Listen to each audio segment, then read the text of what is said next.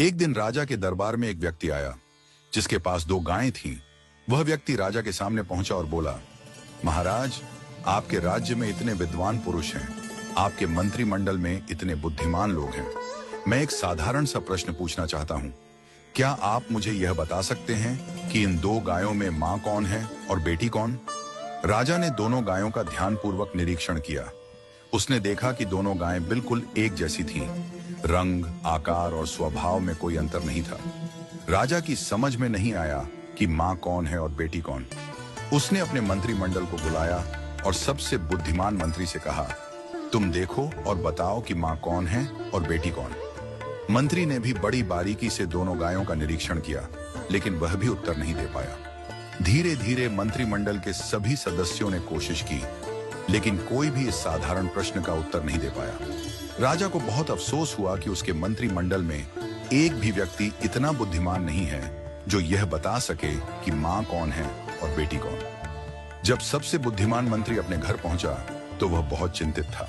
उसकी पत्नी ने पूछा, आज आप इतने परेशान क्यों हैं? क्या हुआ? मंत्री ने कहा, आज राजसभा में एक व्यक्ति 2 गायें लेकर आया था और पूछा कि इनमें मां कौन है और बेटी कौन। हम सबने देखा, लेकिन दोनों गायें एक जैसी दिखाई दी। कोई भी यह साधारण सा उत्तर नहीं दे पाया। मंत्री की पत्नी मुस्कुराई और बोली, कल मुझे भी राजसभा में ले चलिए, मैं इस प्रश्न का उत्तर देने की कोशिश करूंगी। अगले दिन जब राजसभा पुनः लगी, मंत्री ने राजा से अपनी पत्नी को सभा में लाने की अनुमति मांगी। राजा ने अनुमति दे दी। मंत्री की पत्नी को बुलाया गया और दोनों गायों को भी सभा में लाया गया। मंत्री की पत्नी ने कहा, महाराज, मुझे एक अवसर दें। उसने दोनों गायों के सामने घास के एक एक टोकरे रखवाए।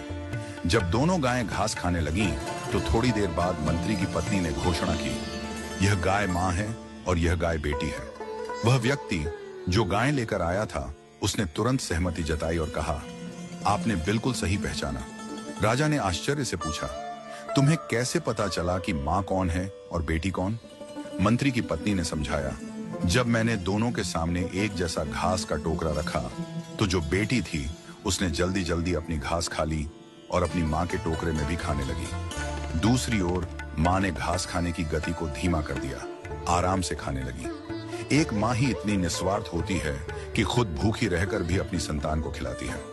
इस कहानी का संदेश बहुत गहरा है। जैसे एक मां निस्वार्थ प्रेम करती है और अपनी संतान की भलाई के लिए खुद को त्याग देती है, वैसे ही ईश्वर भी हमें बिना किसी अपेक्षा के सब कुछ देता है। हम सब ईश्वर की संतान हैं और उसने हमें यह सुंदर सृष्टि निस्वार्थ प्रेम से दी है। हम अक्सर ईश्वर से केवल अपनी इच्छाओं की पूर्ति की प्रार्थना करते हैं, लेकिन कभी यह नहीं पूछते कि हे प्रभु, आप खुश तो हैं? जिस तरह हमें अपने माता पिता का सम्मान करना चाहिए, उनसे बातचीत करनी चाहिए और उनकी खुशी का ध्यान रखना चाहिए, वैसे ही हमें ईश्वर से भी संवाद बनाए रखना चाहिए। यदि हम अपने माता पिता से दिन में बस एक बार पूछ लें कि आप खुश तो हैं, तो उनके आशीर्वाद से हमारे जीवन में कभी दुख नहीं आएगा। पूजा पाठ या मंदिर जाना जरूरी नहीं, लेकिन माता पिता और ईश्वर से संवाद हमेशा बना रहना चाहिए। उनका प्रेम और आशीर्वाद हमारे जीवन को खुशहाल और समृद्ध बनाएगा।